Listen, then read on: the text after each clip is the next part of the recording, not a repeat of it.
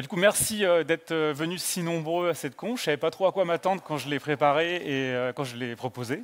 Donc c'est cool qu'il y ait du monde. Merci d'être venus. Alors, cette conf s'intitule Montre et cardio GPS, mythe, réalité et technologie décryptée. C'est parti. Donc le but de ce talk, ça va être de comprendre pour mieux choisir et utiliser votre montre cardio au quotidien.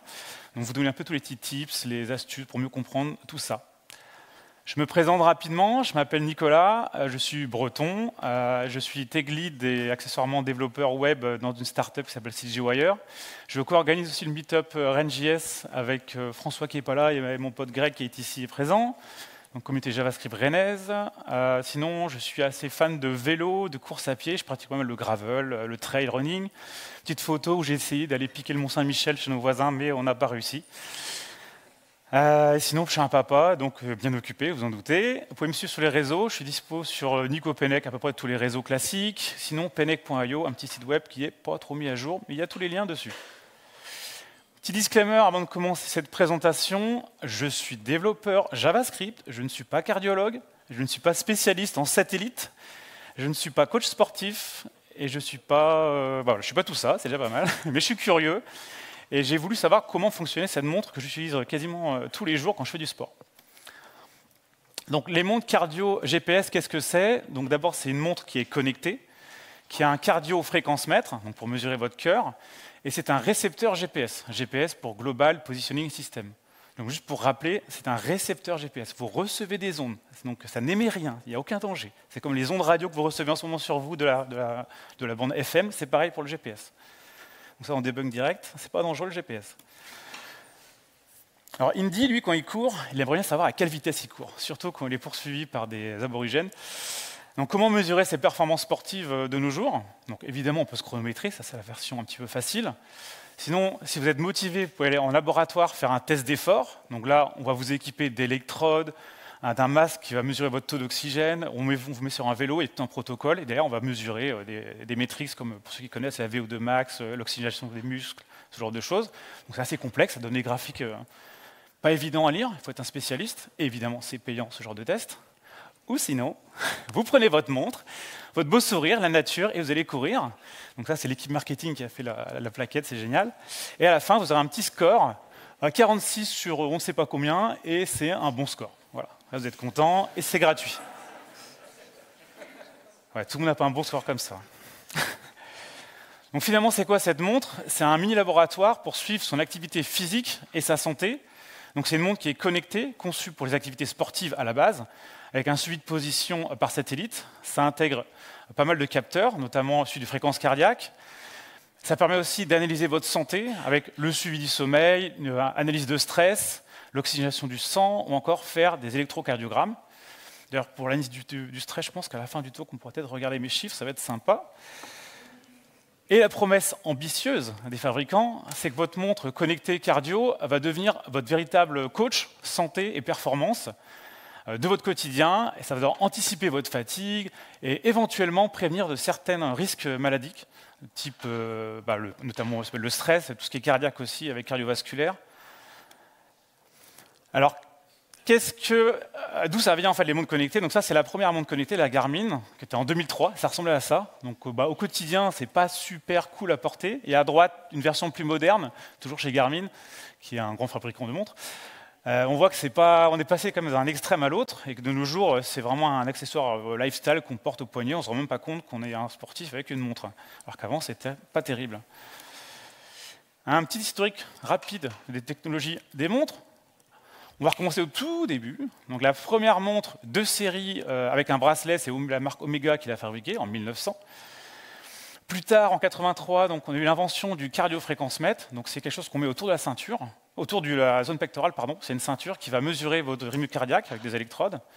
Donc ça, c'est en 83. Ensuite, on a le système GPS, c'était un système militaire qui a été ouvert au public en 95 par l'armée américaine.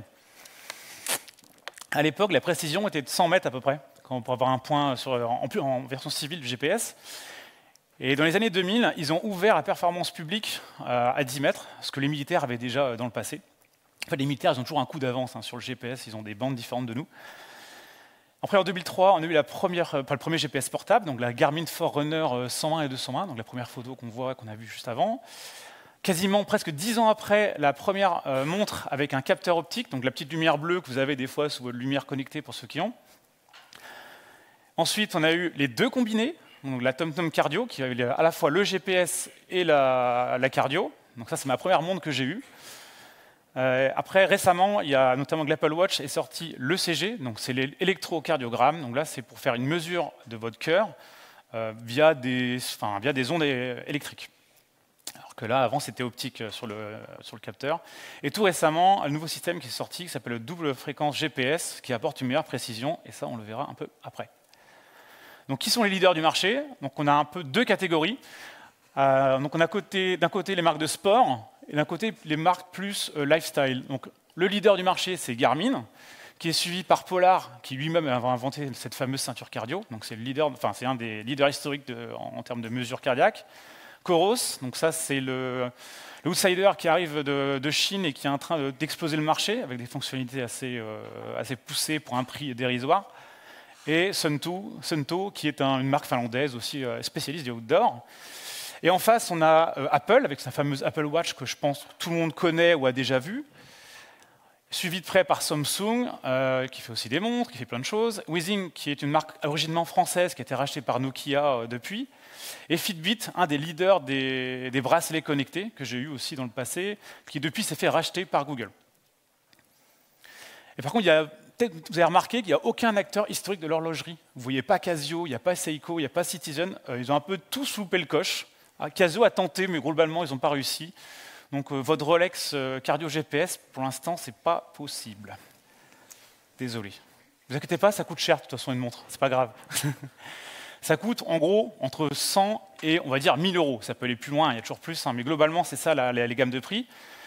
Qu'est-ce qui va changer pour définir ce prix d'une montre comme ça? C'est les capteurs qui sont intégrés, la qualité de la puce, est-ce qu'il y a un altimètre pour mesurer le dénivelé, est-ce qu'il y a un accéléromètre qui mesure les mouvements, est-ce qu'il y a des capteurs de SPO2, c'est de l'oxygène dans le sang, le type d'écran, est-ce que c'est un LCD classique, est-ce que c'est un AMOLED, la taille évidemment de l'écran, est-ce que c'est un verre classique, un verre saphir inrayable, la batterie, quelle est sa capacité, est-ce qu'il y a une charge solaire, les matériaux, plastique, aluminium, titane pour les plus prestigieuses. Puis les fonctions, NFC, typiquement pour payer sans contact à la boulangerie votre petit pain au chocolat. On n'a pas dit chocolatine, attention. Le Bluetooth, si vous voulez connecter vos écouteurs de musique. Le LTE, ça c'est tout ce qui est connexion 4G ou 5G sur les réseaux, directement depuis votre montre sans téléphone. Donc le stockage, la quantité de stockage. Le prix, c'est aussi la cible. Est-ce qu'on cible les gens plutôt lifestyle qui veulent juste faire une petite course de temps en temps et mesurer leurs données au jour le jour? Est-ce que c'est des triathlètes qui ont des fonctions particulières sur leur montre? Est-ce que vous êtes un militaire qui a des contraintes de résistance sur le matériel? Est-ce que vous faites de la plongée sous-marine avec votre montre? Où là, il y a des problèmes de pression en barre, j'imagine, c'est beaucoup plus renforcé à l'intérieur. Et évidemment, le marketing qui joue sur le rôle du prix, parce que le nouveau modèle coûte toujours beaucoup plus cher. Mais là, je fais parler que des montres, mais comment ça marche derrière ces montres? Donc c'est parti pour cette introduction aux technologies. Donc on va commencer avec la technologie de positionnement. Donc déjà, pourquoi connaître sa position? Ça permet de connaître sa position avec une montre ou un autre système. Ça permet de mesurer donc, des distances et donc ses allures de course ou en vélo ou en voiture, pourquoi pas. Ça permet de naviguer, de suivre un itinéraire. Ça permet aussi de calculer votre dénivelé positif. Si vous êtes en montagne, vous voulez voir combien de mètres vous avez cumulé depuis le départ de la course, par exemple, ou de la rando. Ça permet d'analyser forcément par effet de bord votre entraînement, vos performances, que vous êtes meilleur qu'avant, sur un point de parcours particulier. Et ça permet aussi de la sécurité, notamment avec les détections d'incidents. Ça peut envoyer, si vous faites une chute, envoyer votre position au secours directement. C'est assez pratique. Donc depuis tout à l'heure, on parle de GPS, mais en fait, GPS, c'est un abus de langage que tout le monde utilise. On devrait parler de GNSS, pour Global Navigation Satellite Systems. En fait, le GPS, c'est la marque américaine qui a, enfin la marque, comment dire, le système américain, pardon, inventé par l'Air Force, qui, en fait, c'est une constellation de satellites qui sont autour du globe. Aujourd'hui, il y en a une trentaine qui orbitent sur différents plans, mais on a des concurrents. On a le GLONASS qui est russe, toujours fait par l'armée évidemment, hein. Le Galileo qui est le système européen, et Beidou le système chinois. Donc ça, c'est les 4 systèmes globaux. Après, il y a d'autres systèmes plus orientés par région, mais en gros, c'est ça les les 4 gros, et tous viennent de l'armée, et l'armée se réserve le droit d'avoir un niveau de précision plus précis pour leur usage. Et ils ouvrent petit à petit après au grand public. Donc comment déterminer une position avec un satellite? Donc d'abord, comme on disait, il faut une constellation de satellites autour de la Terre qui tourne. On a plusieurs étapes. La première, c'est que chaque satellite va émettre un signal qui est horodaté. Les satellites, ils ont une horloge atomique. C'est le truc le plus précis pour avoir une date précise à un temps défini. Le récepteur, donc votre montre dans cet exemple, ça va mesurer le temps de trajet entre le satellite, le signal du satellite et la montre, avec un calcul assez simple. Une fois qu'il a 3 mesures, il va faire un peu comme une triangulation, et il faut une 4e connexion, qui est la 4e inconnue, qui est le temps, en faisant une 4e appel à un satellite qui lui va resynchroniser la montre. Comme on est sur une échelle atomique de temps, il faut vraiment être super précis, et votre montre, elle n'a pas d'horloge atomique, ce serait trop complexe, il faudrait du matériel un petit peu dangereux de votre montre. Et puis à la fin, les puces appliquent des corrections éventuelles, parce qu'il y a des petites erreurs, on verra après. Alors, tout à l'heure, j'ai parlé de triangulation. Pareil, c'est un abus de langage. On devrait plutôt dire qu'on définit la position avec une trilatération. Parce que la triangulation, ça permet de mesurer les angles entre des points connus pour déterminer une position, alors que la trilatération, ça mesure des distances, avec au moins 3 points connus, quoi. Je vous ai mis l'équation, si ça vous amuse. Et encore, c'est la version simple. Après, cette mesure, elle a une qualité aussi. Donc ça c'est ce qu'on appelle le DOP, le Dilution of Precision. Donc là, on a 2 exemples avec des 4 satellites qui sont, on va dire, compactés dans le ciel. Nous, en bas, on est le récepteur, et en fait, on va se rendre compte que dans cette configuration, la précision est dégradée. Alors que quand les satellites sont beaucoup plus écartés, on aura une meilleure précision. Ça, c'est simplement via des systèmes mathématiques où plus c'est large et plus il y a moins d'erreurs possibles, quoi, pour faire simple. Et qu'est-ce que ça transmet réellement, les satellites GNSS? Donc, c'est une émission omnidirectionnelle. Donc, chaque satellite n'envoie pas vers la Terre, mais dans tous les sens, une fréquence radio, qui sont les micro-ondes, entre 1 à 2 GHz. C'est un message qui est transmis à 50 bits par seconde. C'est à peu près un message complet, faut à peu près 12 secondes pour qu'il arrive sur Terre. L'ensemble des trames complètes avec toutes les informations. Donc, ces fameuses informations transmises, les 3 plus importantes, c'est l'orbite, c'est-à-dire où est le satellite en ce moment, de façon ultra précise dans le ciel. L'almanach, c'est les positions des autres satellites. Donc ça, c'est la donnée la plus lourde à transférer dans le transfert. Et enfin, la clock data, donc là, c'est la fameuse date atomique envoyée par le satellite qui servira après au calcul dans le récepteur pour mesurer la distance. Et après, il envoie d'autres informations de correction d'horloge, d'état du satellite, est-ce qu'il est en panne, est-ce qu'il est fiable, ce genre de choses. Parce on peut avoir 30 satellites sur une constellation, mais ils ne sont pas tous opérationnels. Et enfin, il envoie aussi des données de ionosphère. Donc la ionosphère, c'est la couche qui est juste au-dessus de l'atmosphère, qui a des particularités qui peuvent distordre le signal, et donc la satellite envoie des informations là-dessus par rapport à l'état actuel. Donc le spectre de fréquence, donc là on est tout en bas, est-ce que mon curseur, hop, voilà, Galileo, GNSS, on est ici là. On est sur une bande UHF, pour ceux que ça intéresse. Donc c'est une onde radio comme la FM, la 5G, ce genre de choses, donc a priori, ou la TNT, donc c'est assez inoffensif pour vous. Le GPS peut perdre en précision pour différentes raisons. Par exemple, si vous êtes dans une forêt dense ou dans ce qu'on appelle un canyon urbain, donc un canyon urbain, c'est ça, c'est un canyon mais avec des immeubles. La réception satellite peut être fortement dégradée, donc ça fait des effets de rebond sur les murs, parce que le signal ne traverse pas les murs, en fait, ou très peu, parce que le signal GPS est très faible en termes de décibels. Et donc ça fait des faux positifs, des erreurs, etc. Donc ça s'appelle le multipass error quand ça fait des rebonds, quoi. Donc pour ça, les puces GPS ont des systèmes de correction qui peuvent appliquer. Donc ce qu'on a vu tout à l'heure, le premier, c'est la donnée ionosphère. Ça va améliorer tout ce qui est résultat à cause des perturbations atmosphériques. Il y a aussi double fréquence, mais on verra un petit peu après.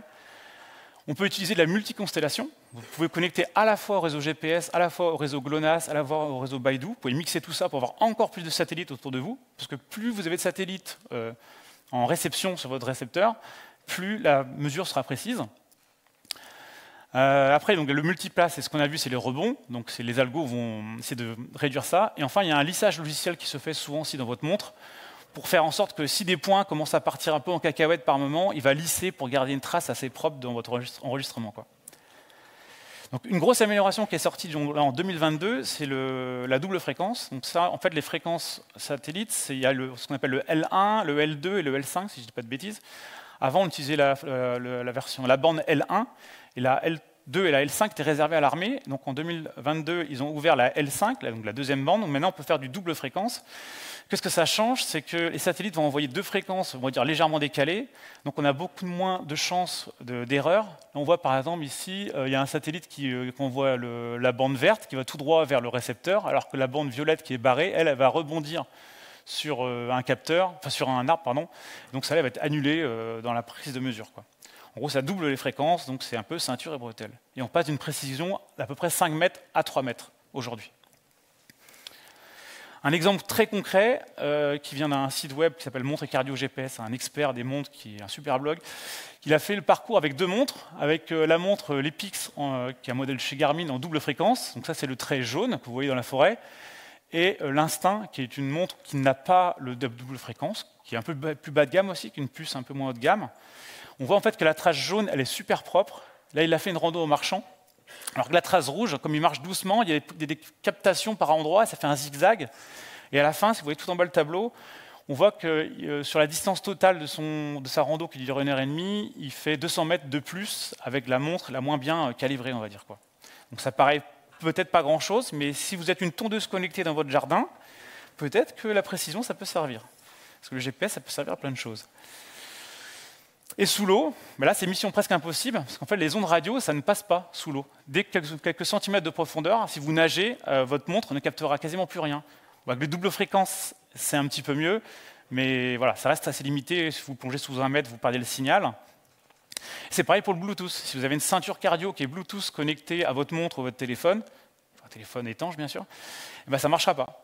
Donc là, par exemple, les gens qui font la natation, ils ont des ceintures qui enregistrent tous les cœurs, battements de cœur, pardon. Et quand vous sortez de l'eau, elles demandent voulez-vous synchroniser la montre et la ceinture ensemble.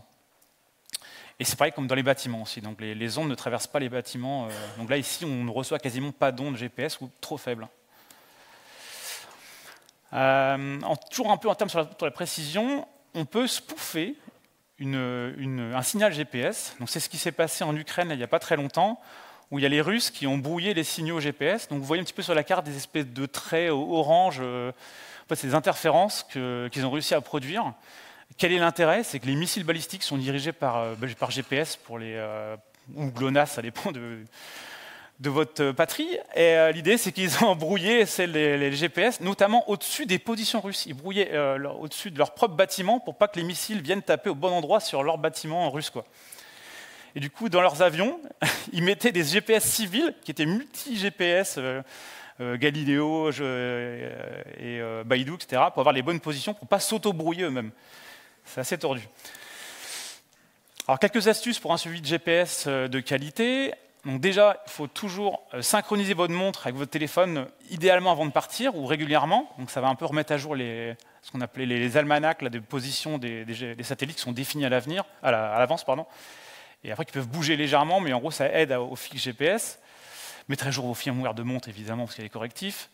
Toujours patienter avant le départ. Maintenant, la plupart des montres, elles ont une petite coche verte qui se met, vous démarrez l'application, il vous dit, attendez, vous êtes en rouge, là c'est bon, c'est en vert, vous pouvez démarrer. C'est quand il a eu suffisamment de satellites. Donc au moins 4 satellites, et s'il peut en avoir plus, tant mieux. Après, on peut choisir les modes. Comme on disait, il y a la double fréquence pour les montres haut de gamme. Donc ça marche super bien. Ou sinon, la multiconstellation, donc mixer GPS, Galileo, GLONASS, pour avoir encore plus de satellites en observation pour la montre.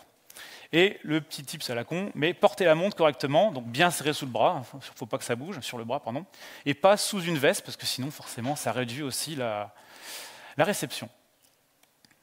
Donc là, on va parler de tout ce que, quand on gravit une montagne, évidemment, il faut mesurer le dénivelé, et ça, Indy, il voudrait bien le savoir.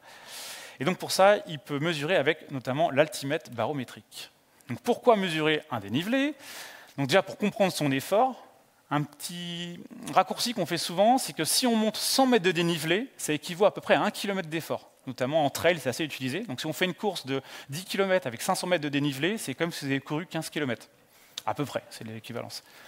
Ça permet aussi de suivre vos progrès en montée, avec la VAM et la VAP. En gros, c'est des mesures qui vont mesurer votre vitesse, notamment dans la pente, pour faire un équivalent à plat. Ça vous sert aussi à préparer vos courses et vos randos, parce que si vous partez en montagne sur une rando qui fait 3000 km, c'est pas la même chose que de partir sur une rando en Bretagne qui fait 200 mètres de dénivelé. Donc ça se prépare aussi comme ça.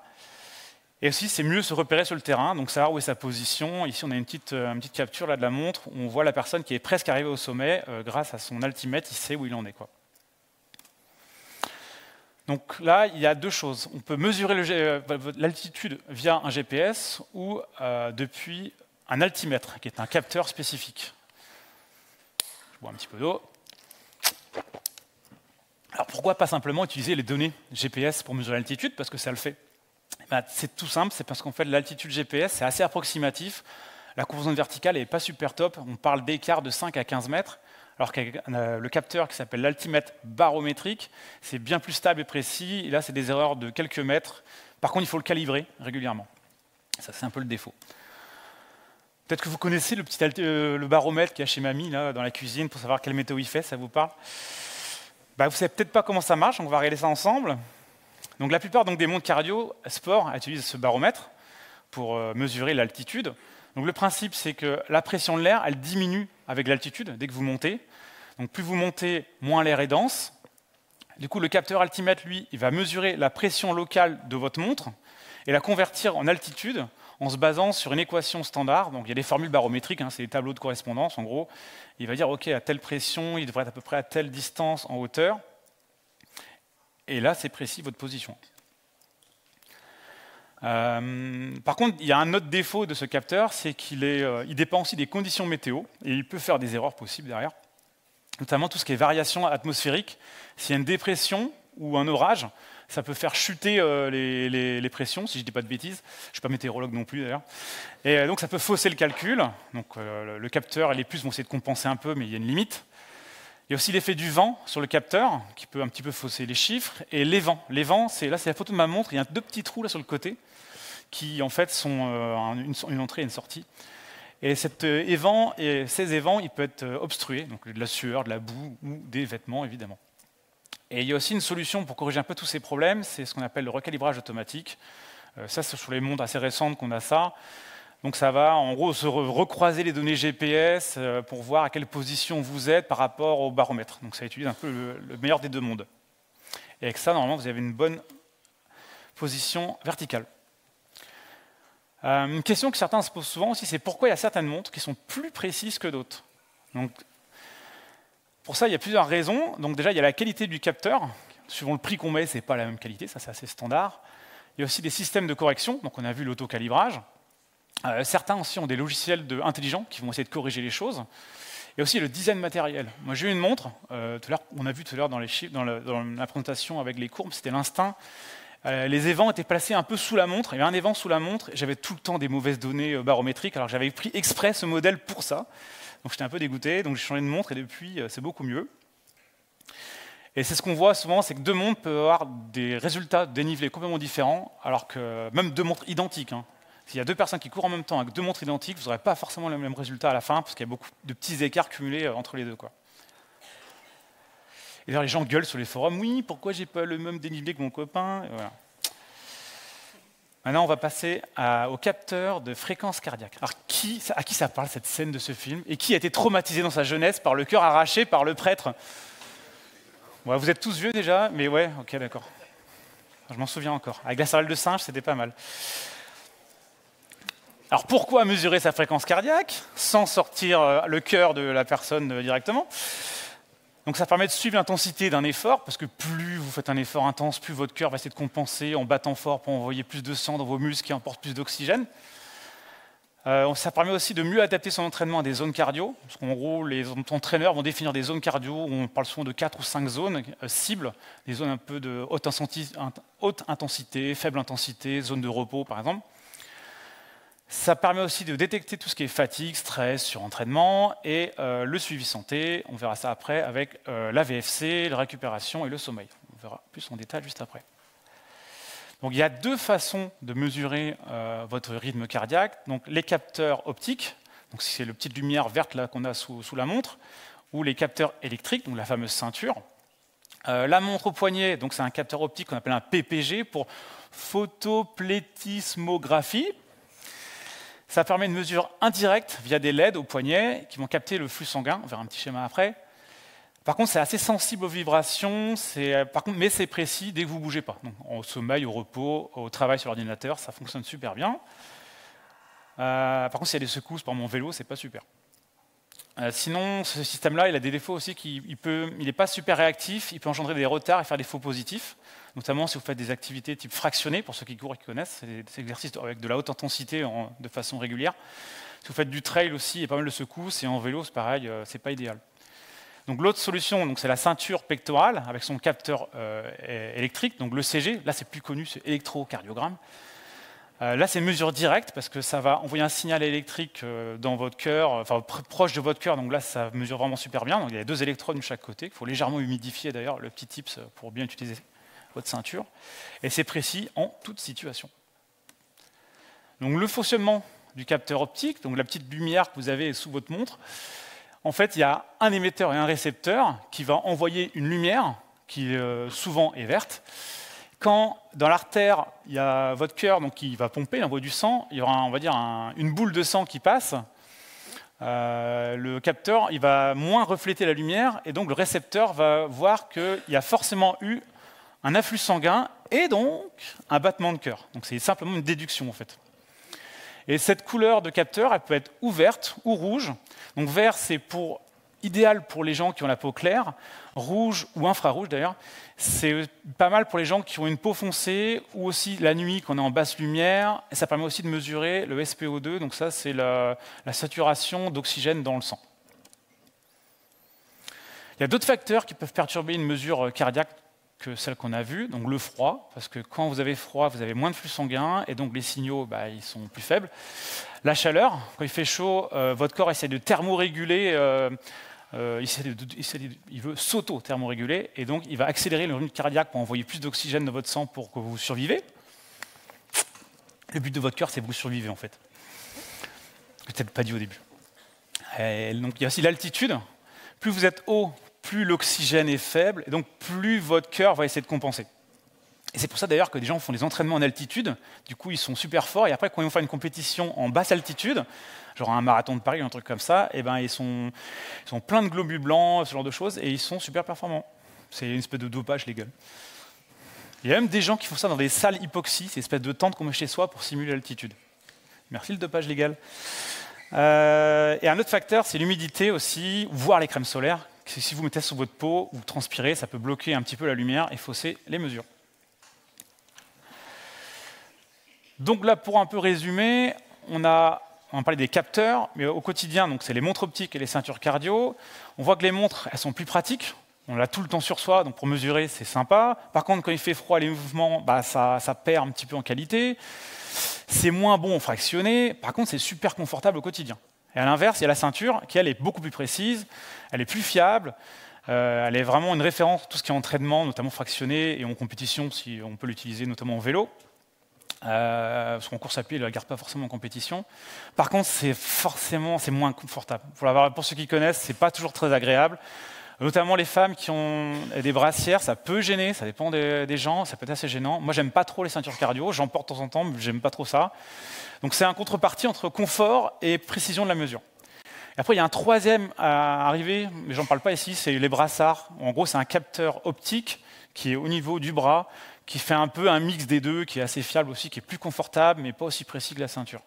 Mais ça, il n'y en a pas encore beaucoup sur le marché. Alors, le nouveau gadget à la mode, notamment chez Apple, c'est l'électrocardiogramme sur votre montre. Est-ce que c'est un gadget? Est-ce que c'est une réalité, un vrai outil de santé? Donc, on a vu, c'est les modèles assez haut de gamme qui le possèdent pour l'instant. Donc, c'est l'Apple Watch, la Garmin Fenix ou Epix, la marque Wissing aussi française qui a depuis très longtemps mis cette fonction. Ils ont beaucoup misé sur la santé, cette marque.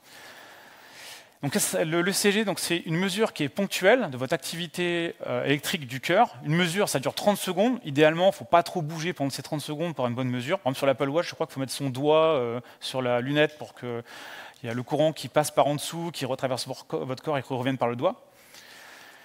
Donc, voilà, il y a des contraintes. Par contre, ça permet de détecter certains types de fibrillation auriculaire. Pour faire simple, c'est un trouble du rythme cardiaque qui peut vous provoquer des AVC.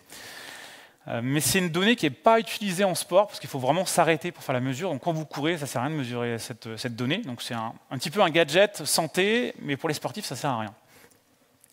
Mais on verra, ça peut servir quand même. Donc après, son usage il est assez limité, parce qu'il permet de détecter qu'une seule dérivation cardiaque, contre 12 en milieu hospitalier, où là, la dérivation, c'est les problèmes cardio. Mais bon, c'est déjà ça. Donc, petit rappel, c'est un outil de santé qui est complémentaire, ce n'est pas un dispositif médical complet, ça ne détecte pas tous les anomalies cardiaques, donc il faut toujours aller voir un docteur en cas de problème. Je vous mets grosse maille tous les types de détection qui existent. La montre, elle est à gauche, on voit en gros, elle en gère quasiment qu'une. Si vous faites un infarctus du myocarde, là, il faut aller voir le médecin. Là, vous aurez une mesure plus précise. Même je vous invite, si vous avez passé les 30 à 40 ans, ou vous faites du sport régulièrement, d'aller faire un petit ECG chez votre médecin généraliste. C'est même fortement conseillé. Ici, on a un exemple où la tech, justement, a sauvé la vie grâce à l'ECG. Donc, c'était en début d'année. Il y a plein d'exemples comme ça, vous verrez sur le net. Mais là, c'est un Texan. Il recevait sur sa montre, sur une Apple Watch, des alertes ECG qui s'appelle AFib, l'alerte. Il en a reçu plein. Il était voir son médecin, qui lui a diagnostiqué une fibrillation auriculaire, donc c'est un problème cardiaque, qui était sans symptômes initiaux, donc visuellement, en termes de sensation, il ne le savait pas. Il a fait un passage aux urgences, il a eu un traitement, et sa montre lui a évité un potentiel AVC. Et depuis, il a équipé toute sa famille. Et Apple fait la com là-dessus, évidemment, ne vous inquiétez pas. Le marketing n'est jamais bien loin. Petite astuce pour avoir une bonne précision de votre mesure cardio, donc toujours bien positionner la montre. Il faut la positionner en gros, vous avez la petite boule de l'os, il faut que ça soit à peu près à un doigt. Donc pas trop près de la boule, pas trop loin, mais ça, il n'y a pas trop de chance. Il faut que votre peau, faut que ce soit serrée, mais pas trop. Bon, le petit tips, moi j'ai un bracelet nylon qui est légèrement élastique. Comme ça, tu es toujours bien serré, et en plus c'est plus léger, vous gagnez quelques grammes, pour ceux qui sont fanats de gain de grammes. On ne sait jamais. Il faut que la peau soit propre, sèche, pas de crème solaire, on a vu tout à l'heure. Nettoyer le capteur, de temps en temps, un petit coup de chiffon quand on fait la douche, voilà. Si possible, utiliser une ceinture cardio pour les efforts en haute intensité type fractionné. Éventuellement, si vous êtes poilu, vous avez un tatouage, vous avez des problèmes, ça ne capte pas bien, vous pouvez porter votre montre au revers. Donc, au lieu de la mettre de ce côté-là, juste pendant l'effort, vous la retournez et vous mettez le capteur en dessous. Et c'est un petit tips qui marche bien aussi. J'ai même vu cette semaine un infirmier, à l'hôpital, ils n'ont pas le droit d'avoir des montres apparemment, donc il l'a mis à la jambe. Et apparemment, ça marche super bien. Et le dernier petit tips, c'est que vous devez définir votre fréquence cardiaque maximum et votre VMA pour les plus experts. Ça permet de mieux cibler les zones cardio. La FC max, en gros, à quelle fréquence maximum votre cœur peut atteindre. Moi, je suis autour des 200. Et la règle, souvent on dit, c'est 220 battements par minute moins votre âge. Donc, moi, j'ai 42 ans, donc moi, je devrais être à 180. Et je vois que je suis à 200, mais c'est pas grave. C'est juste une donnée, c'est pas très important. D'être au-dessus ou en dessous, c'est qu'une valeur un peu approximative. D'où l'intérêt de faire un vrai test d'effort où on pousse son cœur à fond pour définir cette donnée. Et après, ça va vous aider à mieux définir vos zones cardio qui serviront après à la montre pour les entraînements ou à votre coach sportif si vous en avez un. Maintenant, on va passer à une suite assez intéressante qui fait un petit peu marketing, souvent quand on en parle, c'est l'analyse du sommeil avec sa montre et tout ce qui est mesure, les métriques physiologiques. Donc déjà, pourquoi suivre son sommeil? Donc ça permet d'optimiser sa récupération, sa performance, donc ça physique ou mental. On sait tous que quand on est fatigué, la concentration elle est beaucoup moins bonne. Ça permet aussi de repérer des signes de fatigue ou des troubles. On peut avoir des troubles du sommeil, des réveils nocturnes, de l'apnée aussi. Il y a plusieurs choses qui peuvent apparaître la nuit. Donc ça, on ne le ressent pas forcément si personne ne nous le dit. Donc là, la montre peut vous aider peut-être à repérer ça. Enfin, en tout cas, le suivi de sommeil, pas forcément la montre. Et surtout, on va surveiller des tendances sur le long terme. C'est-à-dire, quel est votre temps moyen de sommeil? Est-ce que vous stressez la nuit? Est-ce qu'éventuellement, vous avez des maladies? Et ça peut se détecter dans tout ce qui est ce suivi-là. Et alors, un petit rappel, c'est qu'aucune montre ne détecte cliniquement les apnées du sommeil. Ça mesure seulement des baisses d'oxygénation, donc ça fait une interpolation des choses, quoi. Alors là, ce slide il est un petit peu plus compliqué, mais ça ira. Donc, comment la montre devine les phases du sommeil? Donc les phases du sommeil, peut-être que vous les connaissez. En grosse maille, il y a le sommeil léger, le sommeil profond, le sommeil paradoxal et l'éveil. C'est un peu ça équivaut au moment où vous vous couchez ou au moment où vous vous réveillez. Vous êtes dans un état un peu second, quoi. Donc pour deviner ces phases, l'algo de votre montre va se baser sur l'accéléromètre qui est dans votre montre pour voir s'il y a des mouvements pendant que vous dormez, votre fréquence cardiaque au repos, parce qu'en fait, quand vous êtes au repos, votre fréquence cardiaque baisse. Là, actuellement, je suis à 102 là, de fréquence cardiaque, et au repos, je suis à 50. Donc, je divise par 2 quasiment.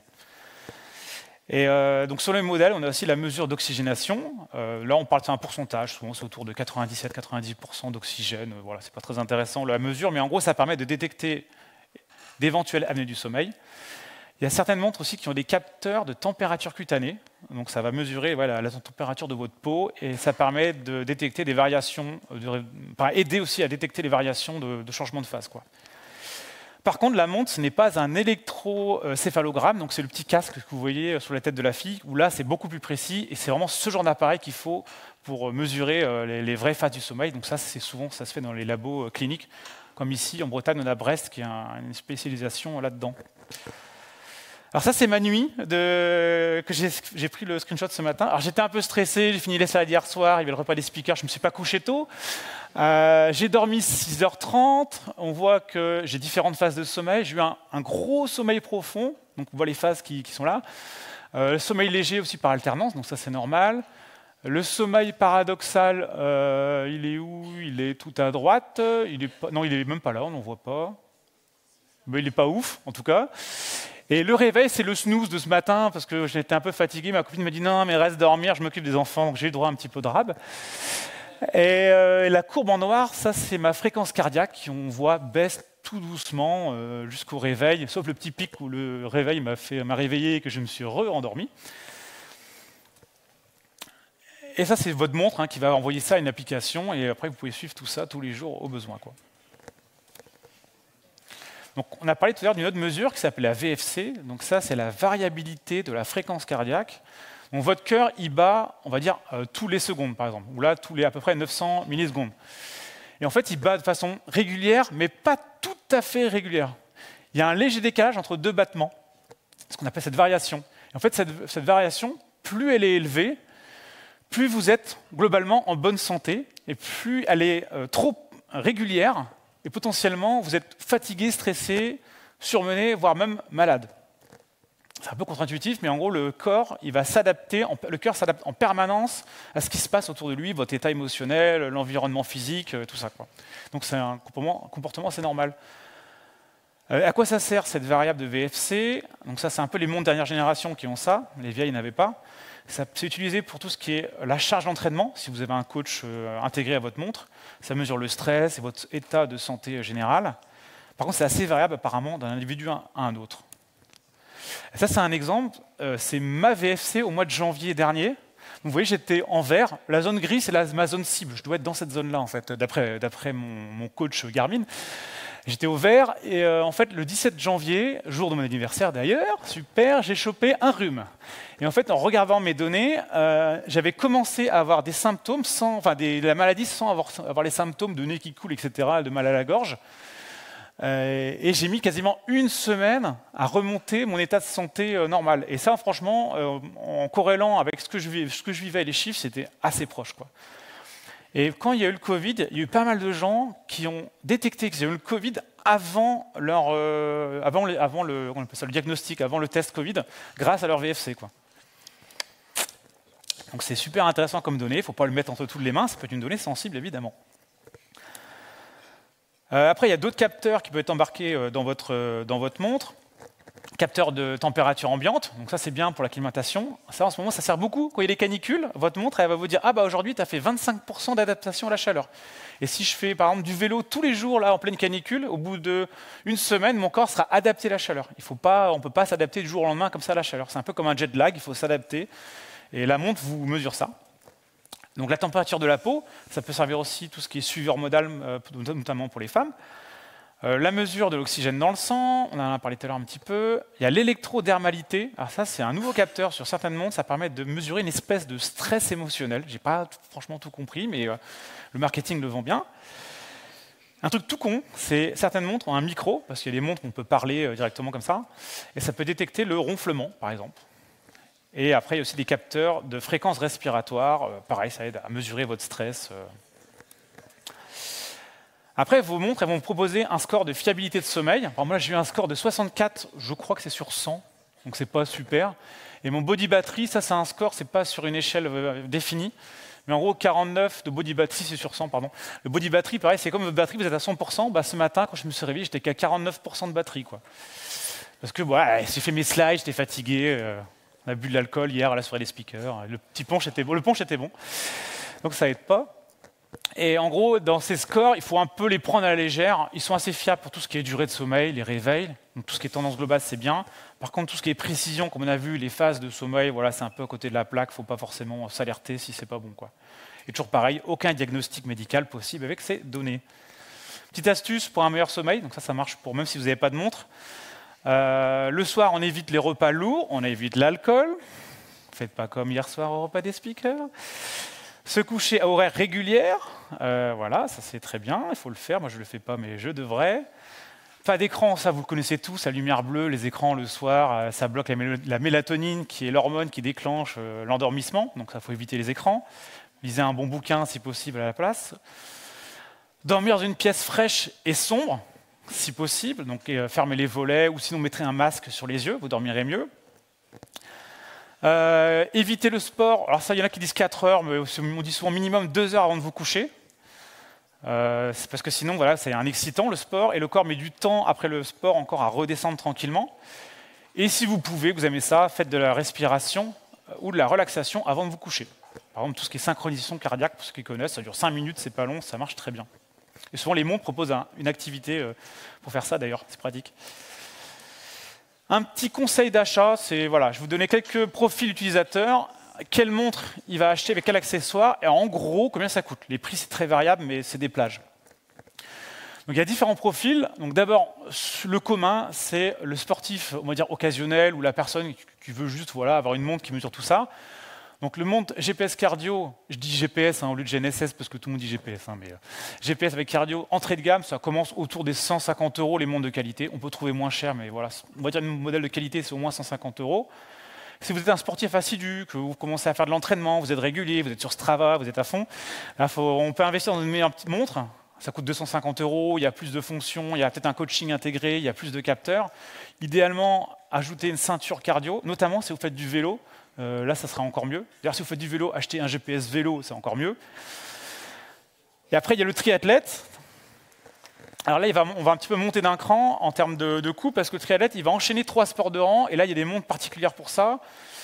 Idéalement, il faut qu'il ait la double fréquence, parce que vu qu'il nage sous l'eau, il a besoin de précision dans sa mesure, s'il a envie de connaître sa position, évidemment. Et il faut une ceinture cardio spécifique qui va sous l'eau. Si vous faites du trail ou de la rando en montagne, et ben là, il faudra regarder pour avoir une montre qui a un altimètre barométrique pour mesurer le dénivelé. Donc ça coûte plus cher. Idéalement, double fréquence aussi. Donc là, on monte dans les 350 € minimum. Moi, je suis plutôt ce profil-là, explorateur. Donc j'aime bien aller faire des trails dans des parcours inconnus. Je trace un parcours, je vais dans la montagne ou dans les forêts. Et là, j'ai besoin du coup de la navigation. Parce que je vais sur des terres que je ne connais pas, dans des chemins qui ont été balisés ou pas. Et donc, j'ai besoin d'être guidé. Et ça, il faut une cartographie intégrée, donc ça consomme plus de CPU, il faut de la mémoire pour stocker les cartes, ça bouffe de la batterie, donc il faut un modèle adapté. Donc ça coûte à minima 400 € une montre comme ça. Mais franchement, ça change la vie quand vous faites ce type d'activité. Et après, si le sport, ce n'est pas votre truc, vous voulez juste un suivi santé assez standard, il y a des montres plutôt lifestyle, façon Apple Watch ou d'autres, qui font juste du calcul de VFC, de SPO2, ou pour faire vos calculs de course à pied, mais ça sera un peu moins précis, il n'y aura pas tous les indicateurs de performance, ce genre de choses. Et là, une bonne marque, ça coûte dans les 250 €. Et si vraiment vous êtes fauché, vous n'avez pas d'argent, ou alors vous êtes curieux, vous voulez tester en sortie de conf, bah déjà votre smartphone, il fait GPS, il y a plein d'applications pour lancer une activité et faire un suivi. Il y a plein de gens qui courent avec ça, on voit le truc accroché au bras, par exemple, ou dans le short. Idéalement, investissez dans une petite ceinture cardio, Bluetooth, pour avoir la mesure précise, parce que votre téléphone n'a pas de capteur cardio, il ne peut pas mesurer depuis votre bras ou votre cœur. Donc une petite ceinture pas chère, Bluetooth, ça coûte 30 balles sur Amazon, donc ça le fait bien, ou même chez Decat. Pour 30 €, vous pouvez commencer à vous amuser et à tester les choses. Par contre, si vous faites de la navigation, achetez une batterie externe, parce que là, ça bouffe aussi de la batterie. Donc maintenant, vous avez votre montre a capté plein de données. Comment on va un petit peu interpréter ces données? Donc déjà, toutes les marques proposent des plateformes pour gérer tout ça, une application mobile avec des conseils, des graphes, etc. Elle permet donc tout ce qui est coaching, notamment avec des prévisions de course. Donc, elle va vous proposer des plans d'entraînement, comme on a dit sur la montre ou des applications. Donc, ça va vous faire un planning. Vous dites, je veux faire un marathon dans 2 mois, fais-moi un planning. Et puis, il va vous dire, il faut courir tant tel jour, etc. Ça peut aussi faire des séances cibles. Donc, par exemple, je vais faire aujourd'hui un exercice d'effort. Et ben, il va me proposer, par rapport à ma fatigue du jour J, un entraînement vraiment spécifique. Même souvent, moi, quand je démarre une activité, il me dit, aujourd'hui, vous êtes fatigué, faites plutôt une activité calme. Ah, aujourd'hui, il faut faire une sortie longue parce que vous avez besoin de faire du cardio, quoi. Après, elles font aussi tout ce qui est prédiction de performance. Donc, ça va estimer un temps théorique, vraiment, au marathon. Elle va vous dire, bah, vous, aujourd'hui, vu vos performances, au marathon, vous devrez faire 3 heures. Vous êtes en forme, là. Le record, c'est 2 heures. Personne n'est descendu en dessous en compétition, pour info. Après, il y a tout ce qui est analyse de la préparation, donc les charges d'entraînement, savoir est-ce que vous êtes en surentraînement ou pas. La montre va vous dire de lever le pied, calcul de VO2 max. Donc ça, c'est un indicateur qu'on a vu tout à l'heure avec les capteurs dans le labo. La montre vous promet un équivalent à la mesure. Et d'après, moi, je n'ai jamais fait de mesure en labo, mais tous les gens ont l'air de dire que les montres assez récentes ont des très bonnes mesures de VO2 max. Ça s'approche plutôt pas mal de la réalité, quoi. Donc c'est un système de points, et on est assez proche des points attendus en laboratoire, quoi. Et ça mesure tout ce qui est récupération. Et aussi, votre montre peut faire une fonction de pacing. Donc le pacing en course à pied ou dans d'autres sports, c'est quand quelqu'un va courir avec vous pour vous donner la bonne allure que vous devez faire. Et votre montre peut aussi vous aider à courir à la bonne allure avec des petits bips, par exemple, ou vous prévenir, attention, là tu cours trop vite par rapport à ton planning de marathon que tu as prévu. Donc là, si tu veux le faire en 3 heures, il faut que tu accélères ou il faut que tu ralentisses. Attention, quelques précautions avec toutes ces données et leur interprétation. Donc, comme d'habitude, il faut analyser les tendances et pas les valeurs instantanées, toujours voir les courbes sur le long terme, c'est ça qui va vous parler vraiment à quels sont les résultats. Toujours se rappeler qu'il y a beaucoup de sources d'erreurs. Donc, il y a des erreurs au niveau du GPS, il y a des erreurs au niveau du cardio, il y a des erreurs au niveau du capteur, il y a des erreurs qui peuvent être assez variées. Tout ce qui est alarme que déclenche votre montre, on peut désactiver, ça peut faire des faux positifs. Donc, il ne faut pas forcément les activer, on peut aussi les ignorer. Ce sont des données qui ne remplacent pas un avis médical. Il faut toujours voir un médecin si vraiment vous sentez votre cœur qui n'est pas bon. Sinon, prenez du recul sur ces données. Écoutez vos sensations, évidemment, parce que si vous sentez fatigué, que votre montre elle dit que vous êtes en forme, on s'en fout en fait. Et attention à tout ce qui est partage public de données. Pour ce qui est Strava, par exemple, par défaut, ça va peut-être publier en public. Des gens peuvent les exploiter pour différentes raisons. Je sais pas, par exemple, vous n'êtes pas chez vous, je peux vous cambrioler. Je vois qu'il n'était pas au travail à 14 h parce qu'il est parti faire une course à pied. Ce genre de choses. On ne sait jamais. Donc les montres, ça sert à motiver, à vous orienter dans votre quotidien, mais ça ne remplace pas l'expérience et le bon sens. Un exemple justement de divulgation lié à Strava, c'est pas vraiment Strava, c'est les utilisateurs de Strava, c'est des gens de l'armée qui couraient autour d'une base au Niger, une base qui n'était pas forcément identifiée, pas forcément secrète, mais pas identifiée. Et sur Strava, il y a ce qu'on appelle la heatmap, ça montre l'activité mondiale. Et quand on zoome au Niger, sur un petit désert près de la ville de Madama, on voit une espèce de trace rouge comme ça. En gros, on voit où est la base. Et donc, si vous êtes un ennemi, vous vous dites peut-être que je vais placer des mines à cet endroit-là. Mais des fois, il y a des cartes, on voit que tout le monde converge vers un point, on se dit ça, c'est l'entrée de la base. Donc voilà, ça peut détourner. Donc attention aussi de ce point de vue-là. Mais bon, on peut aussi s'amuser avec le GPS. On peut dessiner, on peut faire. Là, c'est un artiste. Il y a un artiste Strava, celui qui a fait à gauche, il a fait plein des dessins. Là, il a fait un joli renne. À droite, c'est un record du monde qu'on a eu en France il y a. L'année dernière, 2023, je crois, ils ont fait un T-Rex. Depuis, il a été battu. Il y a quelqu'un qui a fait un 2000 km, un père et sa fille, en 6 jours, 2000 km pour faire un cœur sur la France, dessiné pour une association pour le cancer, je crois. Donc, bravo à eux. Donc, l'avenir des montres cardio-GPS, vers où on va? Donc, on va vers plus de capteurs de santé. Tous les jours, nous avons des nouveautés. L'IA, comme partout, avec de l'analyse prédictive. On aura bientôt plus de précision. Là, l'armée devrait ouvrir des nouvelles fréquences. Eux utilisent une 3e fréquence, et donc bientôt au public, on espère pouvoir l'utiliser pour avoir encore plus de précision. Ça peut servir à plein d'usages en dehors de la montre. Ça peut être aussi qu'on parlait de la fameuse tondeuse GPS dans votre jardin pour que ce soit bien précise. Ça serait pas mal. Les mesures en 5 Hz. Donc ça, c'est au lieu de faire une mesure toutes les secondes, de votre GPS, ça va faire 5 mesures par seconde. Le problème, c'est que ça va bouffer votre batterie et ça va faire bouffer aussi, tourner les CPU plus vite. Par contre, ça sera beaucoup plus précis. Là, il y a des tout nouveaux GPS vélo qui viennent de sortir cette semaine chez Garmin qui font ça, par exemple. Donc on l'attend sur les montres prochainement. Ils pourront nous revendre une nouvelle montre dans 1 an. C'est génial. Analyse croisée aussi, ça on peut faire. Enfin, on peut déjà le faire. Hein. Si vous avez une balance connectée, vous pouvez, de la même marque que votre montre, il va analyser tout ça. Et même, ils peuvent vous définir un âge physique. Moi, je crois que j'ai 37 ans en âge physique. Ouais. Le 42, j'ai gagné 5 ans. Mais bon, c'est pas facile à tenir. Hein. Il y a un truc qui peut être vraiment super intéressant, et ça, je connais des personnes qui l'ont déjà vécu, c'est l'interopérabilité de vos données dans un système plus global, notamment la télémédecine. On peut imaginer que demain, vous êtes malade, vous appelez votre médecin, un protocole, on va dire sécurisé, il aura accès à vos données de montre et vous dire « Ah ouais, là, en effet, votre VFC, elle est en train de se casser la gueule, peut-être qu'il faudrait aller voir faire un tel traitement, etc. » Donc, on pourrait commencer à avoir un pré-diagnostic avec votre médecin. Et je vais conclure rapidement, parce qu'on arrive bientôt à la fin pour les questions. Donc, utiliser une montre connectée cardio-GPS, qu'est-ce que ça permet d'un point de vue plus global? Donc, c'est un aide et suivi de santé qui est personnel. Ça permet le dépassement de soi. Moi, je trouve, parce qu'en fait, avec le coaching et le suivi de performance, ça va vous pousser un petit peu à vous dépasser, à être meilleur à chaque fois. Ça facilite l'aventure. Moi, franchement, je n'aurais pas ma montre, je n'aurais pas Strava pour me dessiner mes parcours. J'irais pas. Le jour où j'allais faire une randonnée, j'étais en montagne, je ne serais jamais allé tout seul, je ne connaissais pas la zone. Et grâce à ma montre, j'étais pas perdu, donc c'est super pratique. Et le voyage, c'est source d'émotion, et ça, c'est génial.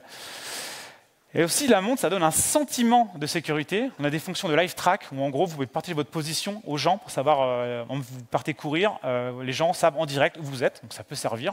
Si vous chutez, alerte de sécurité, ça contacte les secours ou vos contacts d'urgence pour dire où vous êtes tombé. Donc vous êtes dans le coma, ça peut servir.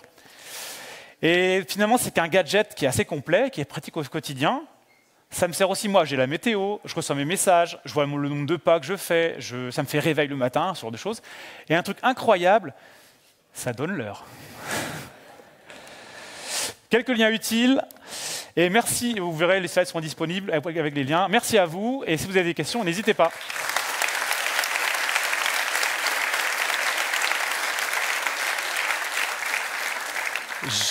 J'ai un peu débordé, il y a 1 minute pour les questions, ça peut aller vite. Là, il y a une question. Et si vous voulez, il y a l'open feedback, si vous voulez donner un avis, même critique, n'hésitez pas, c'est la première fois que je fais ce talk. Et sinon, les slides sont déjà disponibles en ligne. Super, merci pour la talk. J'avais une question par rapport aux données, en fait. Si moi, mes données, est-ce qu'il y a des choses prévues, enfin certaines marques peut-être, si on ne veut pas partager ces données, si on veut les envoyer sur notre serveur?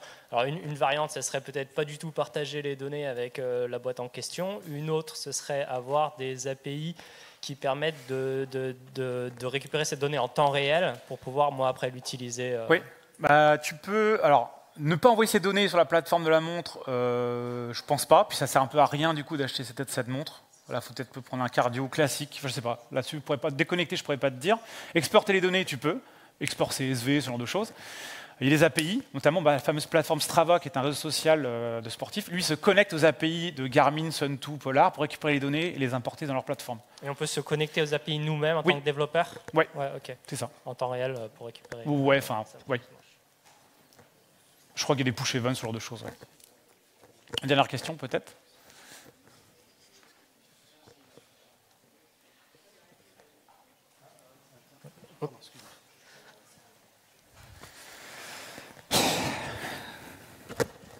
Bonjour, merci. Je vais faire un petit retour d'expérience. Même sans le capteur ECG, moi j'ai un copain qui a été sauvé parce qu'il a fait de l'arythmie cardiaque et ça montre là, pas alerté directement au sens problème cardiaque, mais il a pu observer, parce qu'il apportait régulièrement, même quand il ne faisait pas d'activité, qu'il avait une fréquence cardiaque très anormale parce qu'il y a des erreurs de mesure et du coup ça vient de 160 BPM alors qu'il allait à la boulangerie.